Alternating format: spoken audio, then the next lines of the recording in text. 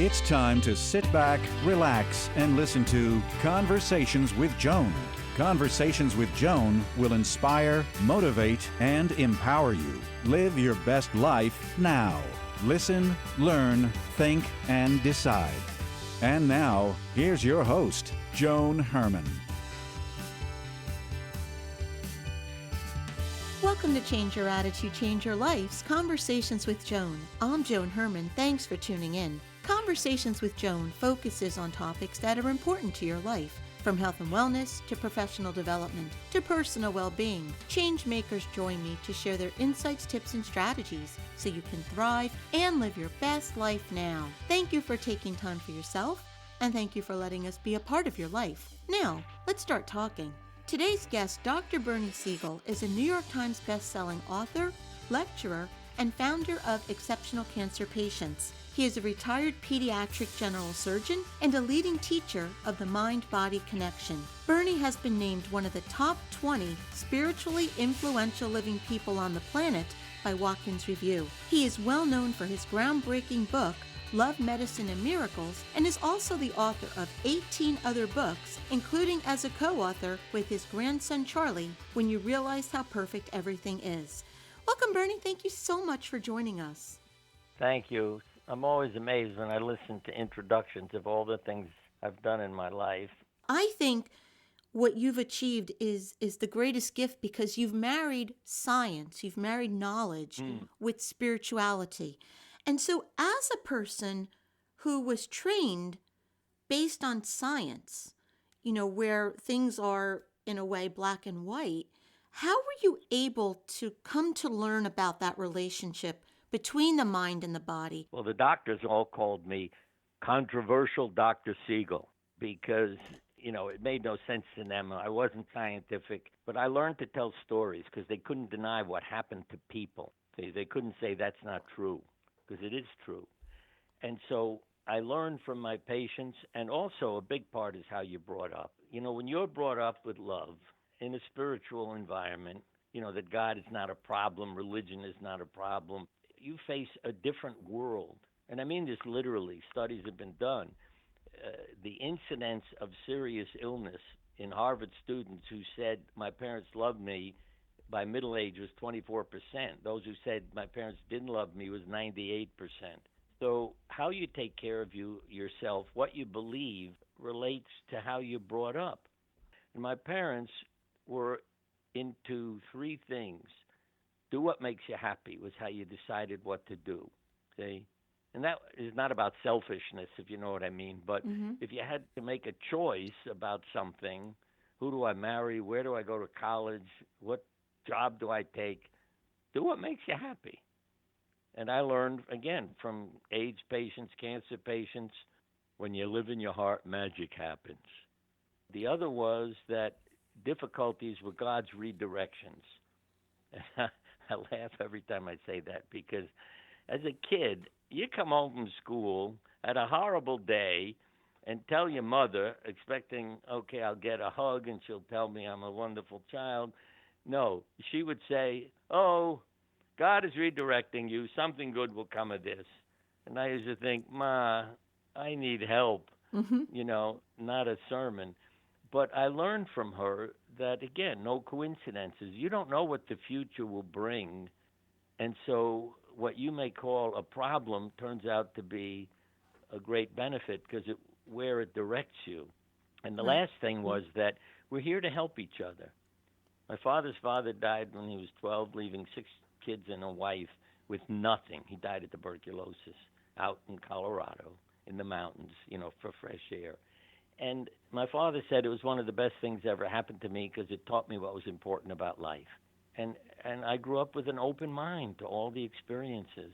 And I like really telling people now about the truth about life, right. Our potential, about creation, about all these things, and to understand the possibilities. To summarize, let me say, Monday morning, we had more heart attacks, strokes, suicides, and illnesses. So you begin to see how your life affects your health. And I learned to ask people, what's going on in your life lately? Oh, and other doctors would yell at me. I heard what you said to your patient. Why do you blame them? I said, what are you talking about? Well, what's happened in their life? It's their fault they got sick. I said, no, I'm trying to get them to understand why they got sick now and to look at the factors. Because literally, and this was done by a college student as his thesis, he got his professor to agree that he could get some actors together and draw their blood while they were acting to show how your emotions affected your immune system, stress hormone levels. His professor said, that's crazy. Why should it make a difference? But I supported the kid, talked to the professor. He said, all right, go ahead and do it. And sure enough, you're in a comedy, immune function goes up, stress hormone goes down. In a murder scene, the opposite happened. When this woman meets the man who murdered her husband, then her immune function went down, and so did the other character, and their stress hormone levels went up. And that impressed the professor. And so, again, laughter is therapeutic. A study that was done showed cancer patients who laughed for no apparent reason every 3 hours, several times a day, had a better survival rate at the end of the year than the people who didn't laugh for no reason. You're talking about unconditional love and laughter and the good chemicals that get produced and circulate throughout our body. And that is a powerful stimulant of the immune system. What we see going on in the world today with the pandemic and all of the fear and all of the anger, what are we doing to our most powerful weapon, our immune system, at a time when we need it the most? Well, you're making yourself more vulnerable, you see. So that's why I began, in a sense, to study success, because I wasn't just treating a disease. I was treating people. But when you treat the coronavirus, you're not treating the people who have it. So you don't learn from them, why does somebody do well and why do others curl up and die? And if you began to ask them questions about it, then you'd begin to understand there's what I call a survivor personality. And psychiatrists understand this better than the doctors who are treating cancer and infectious diseases and everything else. Because what they're doing is helping people. See, people come in and say, oh, I've been told I have this terrible illness and I can't handle it emotionally. And so you get help emotionally. But what the psychiatrists ultimately publish are articles, like one by a doctor called An Immune Competent Personality. That was way back in the AIDS epidemic, because he realized there was a distinct personality characteristic to the people who survived. You know, they took charge of their life, saying no to things they didn't want to do, et cetera, asking for help, having meaning in their life, you know, like the Monday morning thing. Now it's not so controversial. We understand more about the body, about genes, about, you know, our hormones.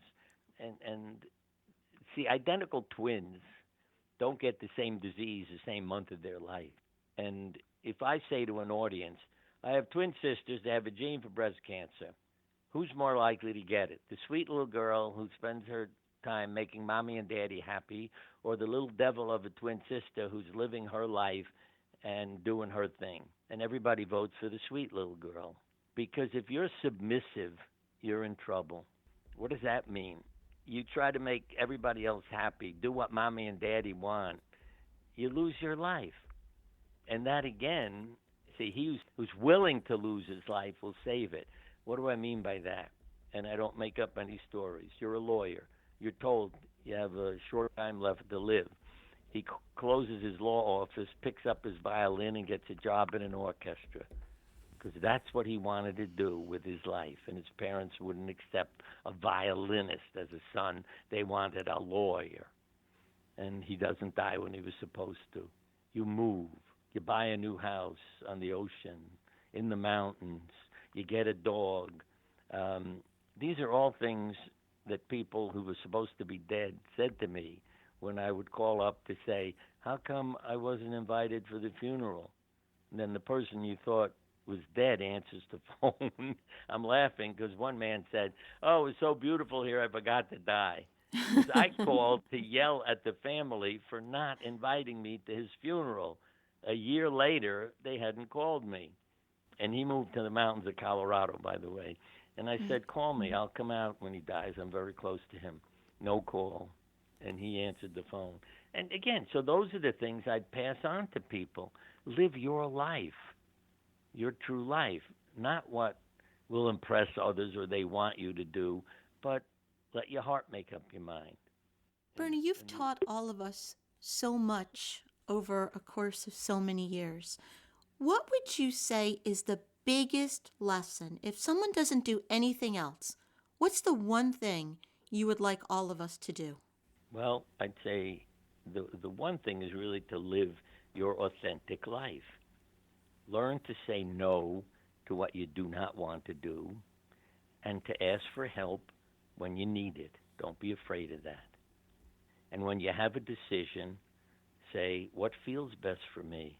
Now, that could come from a drawing, it could come from a dream, but pay attention to what feels best. Not what I think is the best thing, but what feels best for me to do. And then live that life. Let me mention something for healthcare professionals, nurses particularly. Nursing convention. You got 500 nurses in front of you. I said, you're asked, because I was reading through that immune competent personality list, and one of the things is you're asked to do a favor for a friend or family member that you do not want to do. What would you tell them? Now, out of 500 nurses, 450, yes, I would say, yes, I'll do it, even though I said to them, you don't want to do it. You see, and that's why nurses have a problem. If you become a nurse, you know, to save everybody else and help everybody else, you're giving up your life. It's one thing to be a nurse at work, so to speak, but you can stop being a nurse when you walk out the door and let others be your nurses too. It's okay to ask. Because again, see, the right answer is you decide to say yes or no. So if somebody asks you for a favor and you wanted to do it, fine. Say yes, I'll be over. But if you don't, say no. And don't be afraid to ask them. You see, again, if you're the submissive sufferer, you say, oh, I really need some help, but I don't want to bother everybody. What are you doing to yourself? So you ask and you answer and let it come from your heart. Again, we're back to that again. And as I say, plus the faith. I've had people go home to die and show up in the office, and it's like, what'd you do? And I never forget one lady saying, oh, you know, I left my troubles to God. And she had cancer of the pancreas. You could feel it. I mean, it was a big tumor in her abdomen. And when she came into the office, I don't know what it was for something, you know, a long time after we thought she was dead, because people wouldn't come back to the office. There was nothing to feel there. And that was her answer. I left my troubles to God. So I listen to those people. I talk to God every morning. And something else that came to me, there was the Word, and the Word was with God, and the Word was God. Part of the problem is we have names for God. And we begin to think of God as, you know, somebody sitting somewhere running everything. That's not my concept. It's the Word. The word God contains something for me. And that isn't some character sitting somewhere, be it a male or a female, I don't care which you say God is, but it's the resource, you see, that we've given a label to. And when you think about creation, you can't explain life, how it got started.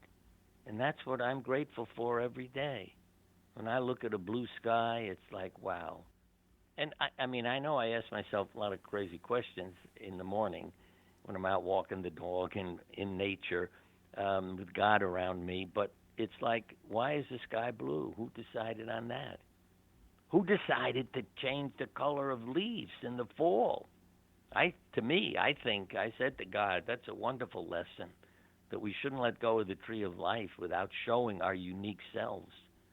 Because if you spend your life being a green leaf so you don't upset your parents, when you get ready to die, all the stories I just told you, you say, I'm not worried about my parents. I don't need to be a green leaf anymore on the family tree. I'm going to show who I am.